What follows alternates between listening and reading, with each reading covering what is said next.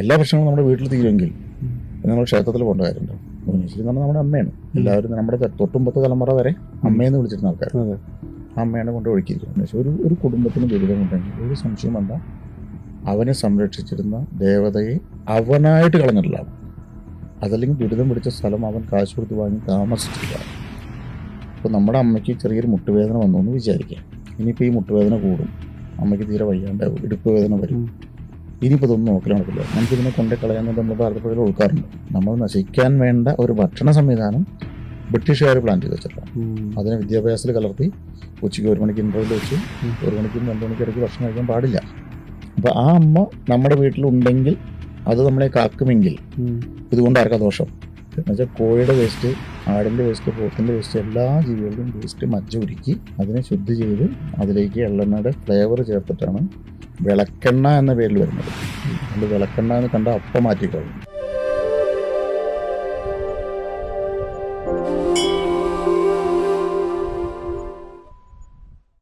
Salute Bharat. നമ്മുടെ ഇന്നത്തെ അതിഥിക്ക് ഒരു പ്രത്യേകതയുണ്ട്. വേറൊന്നുമല്ല, അദ്ദേഹം ഒരു എഴുത്തുകാരനാണ്, തിരക്കഥാകൃത്താണ്, സാഹിത്യകാരനാണ്, കുട്ടികൾക്ക് വേണ്ട പങ്ക്തിയിലെ എഴുത്തുകാരനാണ്. മാത്രവുമല്ല, അദ്ദേഹം ഒരു ചിന്തകനാണ്, നല്ലൊരു ആത്മീയ അവലോകകനാണ്. ഇതിനെല്ലാം പുറമെ, അല്ലെങ്കിൽ ഏറ്റവും പ്രധാനപ്പെട്ടതായിട്ട് ഞാൻ കണക്കാക്കിയിട്ടുള്ളത്, കേരളത്തിന്റെ സനാതന ധർമ്മത്തിലേക്കുള്ള തിരിച്ചുപോക്കിന് ഒരു മുന്നണി പോരാളിയായ ശ്രീ ജയരാജ് മിത്ര. അദ്ദേഹം മഹാമാഘ മഹോത്സവത്തിന്റെ ഒരു നേതൃനിരയിലുണ്ടായിരുന്ന ഒരു വ്യക്തിയാണ്. സല്യൂട്ട് ഭാരതിലേക്ക് സ്വാഗതം ചെയ്ത കേട്ടോ. ആദ്യമായിട്ടാണ് ഒരു ചാനലിൽ സല്യൂട്ട്, നമസ്കാരം അങ്ങനെയൊക്കെ പറഞ്ഞുള്ള സംഭവങ്ങൾ മാറിയിട്ട് ഇത് വേറെ സല്യൂട്ട്, ഒരു ആദരവ്, അങ്ങനെ ഒരു സൈന്യമാകൊണ്ട് സല്യൂട്ടിനെ സൈന്യമാണല്ലോ അല്ലേ. ആ ഒരു കൺസെപ്റ്റ് തന്നെയാണ് നമ്മൾ ഇതിൽ ഉദ്ദേശിച്ചിട്ടുള്ളതും. നമുക്ക് നേരിട്ട് ചോദ്യത്തിലേക്ക് തന്നെ പോവാം. ഞാൻ കുറച്ച് കാലങ്ങളായിട്ട് ജയരാജേട്ടൻ്റെ ഫേസ്ബുക്ക് പോസ്റ്റുകൾ ശ്രദ്ധിക്കാറുണ്ട്. കാരണം ഈ ഭരദേവത അല്ലെങ്കിൽ കുലദേവതകളെ പറ്റിയിട്ടുള്ള ഒരു ചർച്ച അവിടെ നടക്കാറുണ്ട്. കമന്റ്സിലും ഒക്കെ ഞാൻ റീഡ് ചെയ്യാറുണ്ട്. ഞാനും കുറച്ച് കമന്റ് ചെയ്തിട്ടുണ്ട്. എൻ്റെ ഒരു അഭിപ്രായം അത് ശരിയായ രീതി തന്നെയാണ് ജയരാജേട്ടനും ഫോളോ ചെയ്യാറുള്ളത്. അപ്പോൾ ഈ ഭരദേവതയെ എങ്ങനെ ഭജിക്കണം, അല്ലെങ്കിൽ അതുമായി ബന്ധപ്പെട്ട് എന്തൊക്കെയാണ് നമുക്ക് ഈ പോഡ്കാസ്റ്റിലൂടെ പങ്കുവയ്ക്കാനുള്ളത് ഒന്ന് പറയാമോ? ഇപ്പോൾ മനീഷ് പറഞ്ഞ പോലെ ശരിയായ രീതിയിലാണെന്ന് പറഞ്ഞല്ലോ. ശരിയായ രീതിയിലാണെന്ന് എനിക്ക് ബോധ്യം വരുന്നത് എങ്ങനെയാണെന്ന് അറിയാം. ഇതിനെ കോംപ്ലിക്കേറ്റ് ചെയ്തിട്ട് അങ്ങനെയല്ല, എങ്ങനെയാണ് അതിൻ്റെ മൂലമന്ത്രം എങ്ങനെയാണ്, അതിൻ്റെ ഭാവം എങ്ങനെയാണെന്നൊക്കെ പറഞ്ഞ് ഇത് ബിസിനസ് ചെയ്തുകൊണ്ടിരിക്കുന്ന ഒരുപാട് പേര് ഇവിടെ ഉണ്ട്. അവര് വളരെ ശക്തമായ പ്രതിഷേധവുമായി എതിർ പോസ്റ്റുകൾ ഇടുന്നുണ്ട്. വിളക്ക് വയ്ക്കലും അമ്മയെന്ന് വിളിക്കലും നേദ്യം വയ്ക്കലും അല്ല ഭുവനേശ്വരി പൂജ എന്ന് പറഞ്ഞത്. എന്നുവെച്ചാൽ അതിൻ്റെ അതോറിറ്റി ഞങ്ങളിവിടെ ഉണ്ട്. ഞങ്ങൾ പറയുന്ന ആ ഒരു കോംപ്ലിക്കേറ്റഡ് ആയ രീതിയാണ് വേണ്ടത് എന്ന് പറഞ്ഞിട്ടുണ്ട്. അപ്പോൾ തന്നെ നമുക്ക് മനസ്സിലായി നമ്മൾ പോകുന്ന വഴി കറക്റ്റാണ്. അപ്പോൾ എന്താണെന്ന് അത് നമ്മൾ ഈ കുലദേവത ഏത് രീതിയിൽ, ഇത് കുലദേവത, ഭരദേവത, അധിദേവത, പിന്നെ ഭുവനേശ്വരി, മച്ചകത്തമ്മ, തട്ടിലെ അകത്തമ്മ എന്ന് പറഞ്ഞ പല പേരുകളിൽ പല.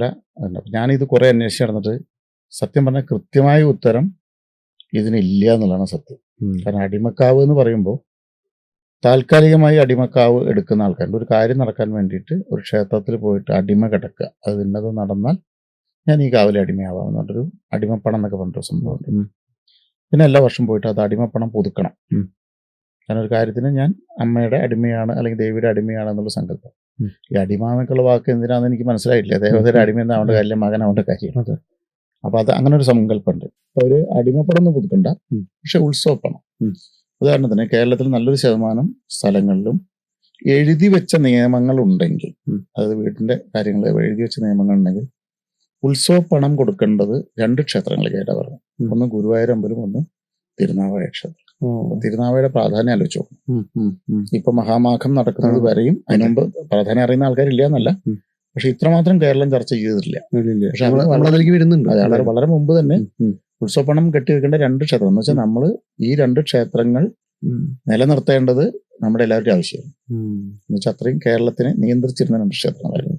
അപ്പൊ അടിമപ്പണം എന്ന് പറഞ്ഞ സംഭവത്തിനെ കുറിച്ചാണ് ആദ്യം പറഞ്ഞത്. പിന്നെ കുലദേവത എന്താണെന്ന് വെച്ചാൽ ഒരു കുലത്തിന്റെ ദേവത എന്നാണ് എനിക്ക് പറഞ്ഞു തന്ന പല ആചാര്യന്മാർ പറഞ്ഞു തന്ന അറിവുകളെയാണ് എനിക്ക് പറഞ്ഞുതരാൻ അറിയുള്ളൂ. കാരണം അടിസ്ഥാന ഗ്രന്ഥങ്ങളിൽ നിന്നുള്ള അറിവുകളല്ല ഇത്. കാരണം ഇങ്ങനെയൊക്കെ ചോദിച്ചു കഴിഞ്ഞാൽ സംസ്കൃതിക്ക് പോയി കഴിഞ്ഞാൽ ഇതൊന്നുമല്ല വാക്ക്. അപ്പൊ അതുകൊണ്ട് കുലദേവത എന്ന് പറഞ്ഞാൽ ഒരു കുലത്തിന്റെ ദേവത. ഉദാഹരണത്തിന് മൺകലങ്ങൾ ഉണ്ടാക്കുന്ന ഒരു കുലം, കുംഭാരനെന്നോ കൊശവനെന്നോ അങ്ങനെ പല പേരിൽ അറിയപ്പെടുന്നുണ്ട്. അവർക്ക് എന്താണെങ്കിലും മണ്ണിന്റെ ദേവത തന്നെ ആയിരിക്കണം അവരുടെ കുലദേവത. കാരണം മണ്ണിൽ അവർ എന്ത് ചെയ്താലും അനുഗ്രഹമായി വരുന്ന ഒരു ദേവത. അപ്പം അതാണ് അവരുടെ കുലദേവത. അവർ ആ കർമ്മം ചെയ്യുന്നുണ്ടെങ്കിൽ അനുഗ്രഹമായി വരുന്ന കുലദേവത, ആ കർമ്മം ചെയ്യുന്നില്ലെങ്കിൽ പിണങ്ങുന്ന കുലദേവത. അതെ. എന്ന് വെച്ചാൽ ഞാനൊരു കലമുണ്ടാക്കുന്നവനാണെങ്കിൽ ഞാൻ ഡോക്ടർ പണിക്കോ എഞ്ചിനീയറിംഗ് പണിക്കോ പോയാൽ ഞാൻ ഈ പ്രവൃത്തി ചെയ്യാത്തതിനെ തുടർന്ന് എൻ്റെ ഉള്ളിലെ കുലദേവത ചെറുതായിട്ട് വിഷമിക്കുന്ന ഒരു കുലദേവത എൻ്റെ ഉള്ളിലുണ്ട്. അപ്പൊ കൊല്ലത്തിൽ ഒരിക്കലെങ്കിലും ഞാനൊരു കലം ഉണ്ടാക്കിയിരിക്കണം. ഞാനൊരു എഴുത്തച്ഛനാണെങ്കിൽ പേന എടുത്ത് എഴുതുകയോ കുട്ടികളെ പഠിപ്പിക്കുകയോ ചെയ്തില്ലെങ്കിൽ എൻ്റെ ഉള്ളിലെ കുലദേവതയ്ക്ക് മൗഢ്യം ബാധിക്കും. കർമ്മമണ്ഡലമെന്ന് ശപിക്കുന്ന ഒന്നല്ല ഭാഷ, അതിനൊരു മൗഢ്യം വരും. എന്ന് വെച്ചാൽ എനിക്കറിയുന്ന പണി പറഞ്ഞു കൊടുത്ത് അവനെ കൊണ്ട് നന്നായിട്ട് ചെയ്യിപ്പിക്കാൻ വേണ്ടിയിട്ടാണ് എൻ്റെ ഉള്ളിൽ വന്നിരിക്കുന്നത്. പക്ഷെ ഞാൻ ആ പണി ചെയ്യുന്നില്ല, പറഞ്ഞു തരാനകത്ത് വന്നിട്ടുണ്ട്. അപ്പൊ അങ്ങനെ കുലത്തിന്റെ ഒരു ദേവത എല്ലാവരുടെ ഉള്ളിലും ഉണ്ടെങ്കിൽ അവരവരുടെ കുലധർമ്മം പാലിക്കണം. അതല്ലെങ്കിൽ ദേവതയുടെ അനിഷ്ടം കൊണ്ട് പല ബുദ്ധിമുട്ടുകളും ഉണ്ടാവും. ഉദാഹരണത്തിന് ആശാരി വിഭാഗത്തിൽപ്പെട്ട ഒരാളാണെങ്കിൽ ഒരു കളിപ്പാട്ടമെങ്കിലും ഉണ്ടാക്കിയിരിക്കണം, അതല്ലെങ്കിൽ അവന്റെ ദേവത തൃപ്തിപ്പെടില്ല. ഇതേ കുലദേവത തന്നെ എന്താണ് എന്ന് ദ്രാവിഡ മാന്ത്രികമൊക്കെ കൈകാര്യം ചെയ്യുന്ന ആൾക്കാരോട് ഞാൻ ചോദിച്ചപ്പോൾ അവർ പറയുന്നത് നമ്മളുടെ അമ്മാവന്മാരാണ് കുലദേവത.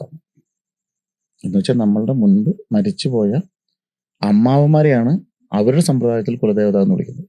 അങ്ങനെ നോക്കുമ്പോൾ പിതൃസ്ഥാനീയരെല്ലാം കുലദേവതകളാണ്. എങ്ങനെയാണ് ആ പിതൃസ്ഥാനീയർ കുലദേവതയായിട്ട് വരുന്നതെന്ന് ചോദിച്ചു കഴിഞ്ഞാൽ അവർ ജപിച്ചിരുന്നു, പ്രാർത്ഥിച്ചിരുന്നു, മന്ത്രോപാസനകളിലൂടെ കടന്നു പോയിരുന്നു. അപ്പൊ അവരും ദേവതയും തമ്മിൽ സാൽമ്യം വരുമ്പോൾ ദേവതയത് പിതൃക്കളേതും തിരിച്ചറിയാത്തൊരു കാലഘട്ടത്തിൽ അവരെല്ലാവരും നമ്മുടെ കുലദേവതകളായിട്ട് മാറുന്നുണ്ട്.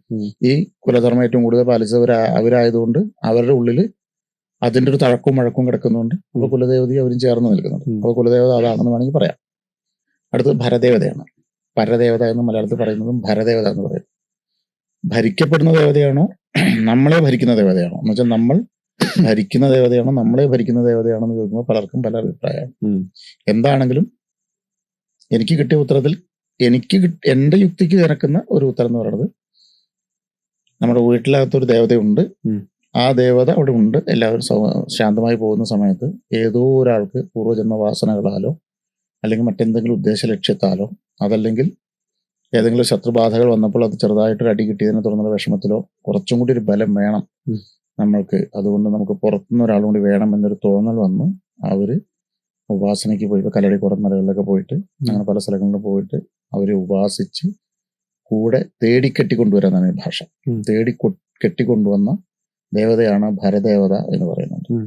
ആണ് എന്നല്ല ഞാൻ പറഞ്ഞിട്ടോ, ഇന്ന് ആചാര്യന്മാർ എന്നോട് പറഞ്ഞ ഒരു കാര്യം അറിയണം.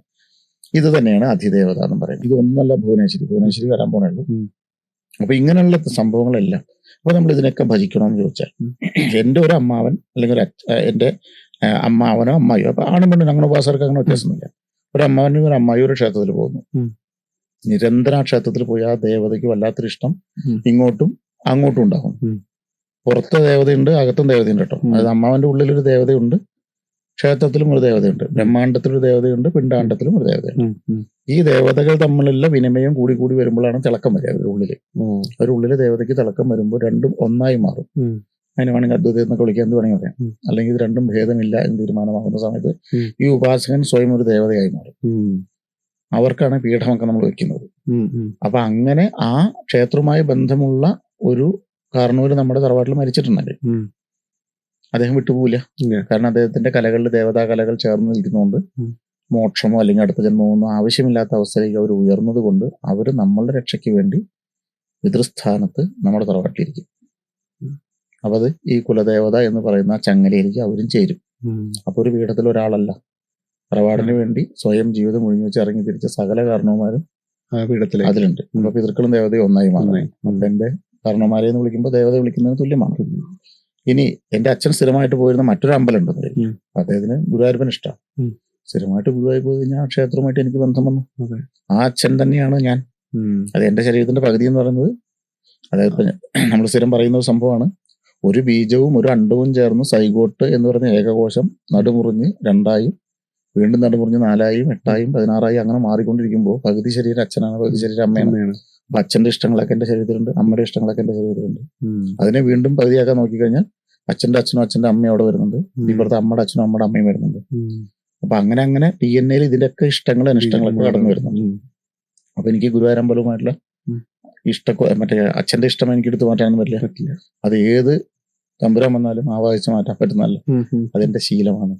അച്ഛനിലൂടെ എനിക്ക് കിട്ടിയ സ്വഭാവമാണ്. അപ്പോൾ ആ ക്ഷേത്രമായിട്ട് എനിക്ക് ബന്ധമുണ്ട്. അപ്പൊ അങ്ങനെ നമ്മൾക്ക് അത് നമ്മുടെ ഉള്ളിൽ തോന്നിക്കും. അതെങ്ങനെ നമ്മൾ തിരിച്ചറിയുമെന്ന് ചോദിച്ചാൽ, പ്രകൃതി എന്ന് പറയുന്ന സംഭവം, പുറത്ത് പ്രകൃതി ഉണ്ടെങ്കിൽ നമ്മുടെ അകത്തുണ്ട് പ്രകൃതി. പുറത്ത് മഴ പെയ്യുന്നുണ്ടെങ്കിൽ നമുക്ക് തിരിച്ചറിയാൻ കഴിയുന്നുണ്ടല്ലോ. പുറത്ത് ചൂടാണ് നമുക്ക് തിരിച്ചറിയാൻ കഴിയുന്നത് പോലെ തന്നെ ഒരു കാലത്ത് ഇതെല്ലാം നമുക്ക് തിരിച്ചറിയാൻ കഴിയുമായിരുന്നു. അതിനോട് അത്രമാത്രം ചേർന്ന് നിൽക്കുകയാണ്. അപ്പൊ അച്ഛനൊരു ഇഷ്ടമുണ്ടെങ്കിൽ സ്വാഭാവികമായിട്ടും ആ ഇഷ്ടം എൻ്റെ ഉള്ളിലും വരും, ഇഷ്ടമായിട്ട് തന്നെ വരും. എനിക്ക് വെറുതെ ഇരിക്കുമ്പോൾ ഗുരുവായൂർ അമ്പലത്തിൽ പോകാൻ തോന്നും. ചിലപ്പോൾ സ്വപ്നത്തിൽ ഗുരുവായൂരപ്പനെ കാണും. ചിലപ്പോൾ അങ്ങനെ ഇരിക്കുന്നത് ആരെങ്കിലും എന്നെ വിളിക്കും. ഞാൻ പോകാൻ ആലോചിക്കാതിരിക്കുന്ന സമയത്ത് എടുത്ത് വന്നിട്ട് ഗുരുവായൂർ അമ്പലത്തിൽ കൊണ്ടുവരണം എന്ന് ചോദിക്കും. നമ്മളെ അവിടേക്ക് എത്തിച്ചിരിക്കും. അതൊരു ആകർഷണമാണ്. അപ്പൊ നമ്മൾ ആ ക്ഷേത്രത്തിലേക്ക് നമ്മൾ പോകണം, ആ ബന്ധം നിലനിർത്തണം.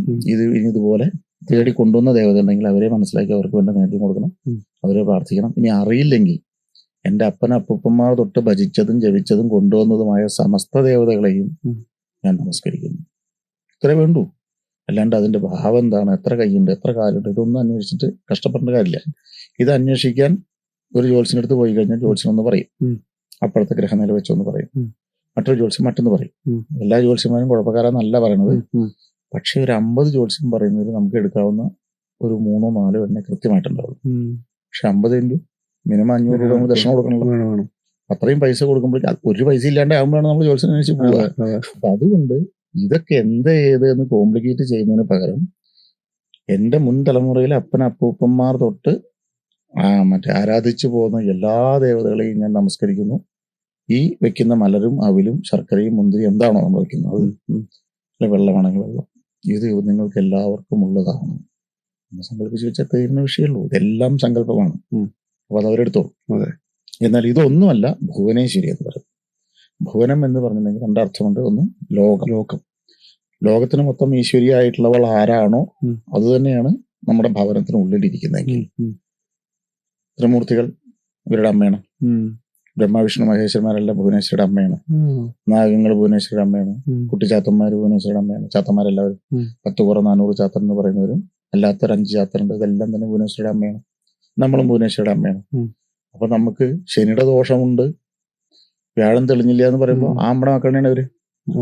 അമ്മോട് പറഞ്ഞാൽ മതി, അമ്മയെ ശനിയുടെ ദോഷം ഉണ്ടെന്നാണ് ഒന്ന് ശ്രദ്ധിക്കണം എന്ന് പറഞ്ഞാൽ ശനിയോട് തന്നെ പറയും, എന്നോട് കളിക്കേണ്ട, പ്രായത്തിന് മതി എന്ന് അമ്മ തന്നെ പറഞ്ഞോളൂ. അപ്പൊ ഒരൊറ്റ അമ്മ കൊണ്ട് ലോകത്തിലെ എല്ലാ പ്രശ്നങ്ങളും തീർക്കാനുള്ള ഒരു ഉപാധി നമ്മുടെ വീട്ടിലുണ്ടായിരുന്നു. ഞാൻ വീട്ടിൽ നിന്ന് ഇറങ്ങുന്ന സമയത്ത് നെഞ്ചിൽ കൈവച്ച് എൻ്റെ ഉണ്ണികളെ കാത്തോളണേ എന്ന് പറയുമ്പോൾ, അല്ലെങ്കിൽ എൻ്റെ മകനോ മകളോ പുറത്തു പോകുമ്പോൾ എൻ്റെ കുട്ടിയെ കാത്തോളണേ എന്ന് പറയുന്ന ഒറ്റ പ്രാർത്ഥനയിൽ ലോകം മുഴുവൻ നിയന്ത്രിക്കാൻ കഴിയുന്ന ഒരു ശക്തി അകത്തുണ്ടായിരുന്നപ്പോൾ, അതാണ് അകത്തമ്മ, അകത്തിരുത്തിയ അമ്മ എന്നൊക്കെ പറയുന്നത്. മച്ചകത്തമ്മ. മച്ചിന് വേറെ അർത്ഥമുണ്ട്. അപ്പൊ ആ അമ്മ നമ്മുടെ വീട്ടിലുണ്ടെങ്കിൽ അത് നമ്മളെ കാക്കുമെങ്കിൽ ഇതുകൊണ്ട് ആർക്കാ ദോഷം? നമ്മൾ തകരണമെന്ന് ആഗ്രഹിക്കുന്നവർക്ക് ദോഷം. അതെ. അപ്പൊ അത് തകർത്തൽ അവർക്ക് ഗുണം. അപ്പൊ അത് തകർക്കണമെന്ന് ആഗ്രഹിക്കുന്നവരുടെ ലിസ്റ്റ് മനസ്സിൽ തയ്യാറാക്കിക്കോളൂ, ഞാൻ പറയുന്നില്ല. 2, എല്ലാ പ്രശ്നങ്ങളും നമ്മുടെ വീട്ടിൽ തീരുമെങ്കിൽ നമ്മൾ ക്ഷേത്രത്തിൽ പോകേണ്ട കാര്യമുണ്ടോ? അപ്പൊ പിന്നെ ദക്ഷിണ എങ്ങനെ കിട്ടും? ക്രിയകൾ ചെയ്യേണ്ട കാര്യമുണ്ടോ? കച്ചവടം, കർമ്മികൾക്ക് എവിടുന്ന് പൈസ കിട്ടും? ദീക്ഷ കൊടുക്കേണ്ട കാര്യമുണ്ടോ? അത് വളരെ പ്രധാനപ്പെട്ട ബിസിനസ്സാണ്. അവർക്ക് എവിടുന്ന് പൈസ കിട്ടും? അവർക്ക് ജീവിക്കണ്ടേ? അപ്പൊ അതുകൊണ്ട് വീട്ടിലെ ആ സേഫ് സോൺ തകർത്ത് നമ്മളെ ദുരിതത്തിലേക്ക് എത്തിച്ച് നമ്മളെ ചെതറിപ്പിക്കുക എന്ന ലക്ഷ്യം പലർക്കും ഉണ്ടായിരുന്നു. അങ്ങനെയാണ് പീഠത്തിലിരിക്കുന്ന ദേവതയെ ആവാഹിച്ച് മാറ്റലും ഒഴുക്കലും. ഇനിയുള്ള കാലം ഇതൊക്കെ ആര് ചെയ്യാനാണ് എന്നുള്ള പരാമർശവും, പിന്നെ നിങ്ങൾക്ക് ഏത് നൂറ്റാണ്ടിലാണ് ജീവിക്കണം എന്നൊക്കെ പറഞ്ഞ് പല പേരുകളിൽ ചിലർ വിപ്ലവം പറഞ്ഞു, ചിലർ നവോത്ഥാനം പറഞ്ഞു, ചിലർ വിശ്വാസം പറഞ്ഞു, ചിലർ മരണഭയം പറഞ്ഞു, ചിലർ ഇനിയുള്ള കാലത്ത് നോക്കാൻ പറ്റില്ല അതുകൊണ്ട് ആധുനികത പറഞ്ഞു, പല കാര്യങ്ങൾ പറഞ്ഞു. ഇതിനെല്ലാം തന്നെ കൊണ്ടുകളഞ്ഞു. ഇപ്പൊ നമ്മുടെ അമ്മയ്ക്ക് ചെറിയൊരു മുട്ടുവേദന വന്നു എന്ന് വിചാരിക്കുക. ഇനിയിപ്പോ ഈ മുട്ടുവേദന കൂടും, അമ്മയ്ക്ക് തീരെ വയ്യാണ്ടാവും, ഇടുപ്പ് വേദന വരും. ഇനിയിപ്പോ ഇതൊന്നും നോക്കൽ നടക്കില്ല, നമുക്ക് ഇതിനെ കൊണ്ടേ കളയാന്നുണ്ട് നമ്മൾ ഭാരതപ്പുഴയിൽ ഒഴുക്കാറുണ്ട്. ഇല്ല. അപ്പോൾ മറ്റേ അമ്മയും ഈ അമ്മയും തമ്മിൽ എന്താ വ്യത്യാസമുള്ളത്? ഭുവനേശ്വരി എന്ന് പറഞ്ഞാൽ നമ്മുടെ അമ്മയാണ്. എല്ലാവരും നമ്മുടെ തൊട്ടുമ്പത്തെ തലമുറ വരെ അമ്മയെന്ന് വിളിച്ചിരുന്ന ആൾക്കാർ ആ അമ്മയാണ് കൊണ്ട് ഒഴുക്കിയിരിക്കുന്നത്. ഇനി ആവാഹിച്ച് മാറ്റാം. എനിക്കൊരു പ്രത്യേക ഭക്ഷണത്തിനോട് എനിക്ക് പൊറോട്ട ഇഷ്ടമാണ്. മനീഷ് കർമ്മം പഠിച്ചിട്ടുണ്ട്. എൻ്റെ ഇഷ്ടം ആവാഹിച്ച് മാറ്റാൻ പറ്റും? അപ്പൊ മറ്റത് മാറ്റാൻ പറ്റും. എനിക്ക് അമ്മയോടുള്ള ഇഷ്ടം ആവാഹിച്ച് മാറ്റാൻ പറ്റും. അപ്പൊ എന്തിനവർ ആവാഹിച്ച് മാറ്റിയത്? ഇനി അവർ വന്ന് പൂജ ചെയ്യുന്നു വിചാരിക്കും. സ്വന്തം പ്രാണനെ പുറത്തെടുത്ത് അതിനെ ദേവതയായി സങ്കല്പിച്ച്, അല്ലെങ്കിൽ അതിലെ ദേവതാ കലകളെ സങ്കല്പിച്ച് അതിനു വേണ്ട നേദ്യം കൊടുത്ത് പ്രാർത്ഥിച്ചിട്ടാണ് അവർ പൂജിക്കുന്നതെങ്കിൽ പുറത്തുനിന്ന് വന്നവൻ ആരെയാണ് പൂജിച്ചത്? അവന്റെ ദേവതയെ.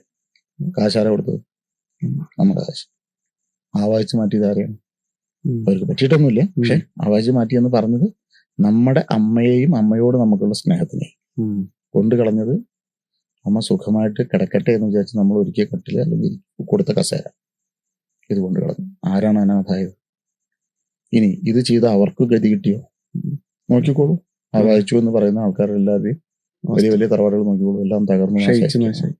അപ്പൊ നമ്മൾ നശിച്ചു, അവർ നശിച്ചു. അപ്പൊ അതുകൊണ്ട് ഇനി തിരിച്ചു കൊണ്ടുവരിക എന്നുള്ളതാണ് അടുത്ത ചെയ്യുന്നത്. ഭുവനേശ്വരി എങ്ങനെ തിരിച്ചു കൊണ്ടുവരും? എന്തായാലും പുഴയിൽ പോയിട്ട് തിരിച്ചു വിളിച്ചാലൊന്നും വരാൻ പോകില്ലേ, കാരണം പുഴയിൽ പോയിട്ടില്ലേ. തറവാട്ടിൽ തന്നെ ഇരിക്കണം, പുഴയിൽ പോയിട്ട് അപകടം മാത്രമേ പോയിട്ടുള്ളൂ. പക്ഷെ ദേഷ്യമുണ്ട്.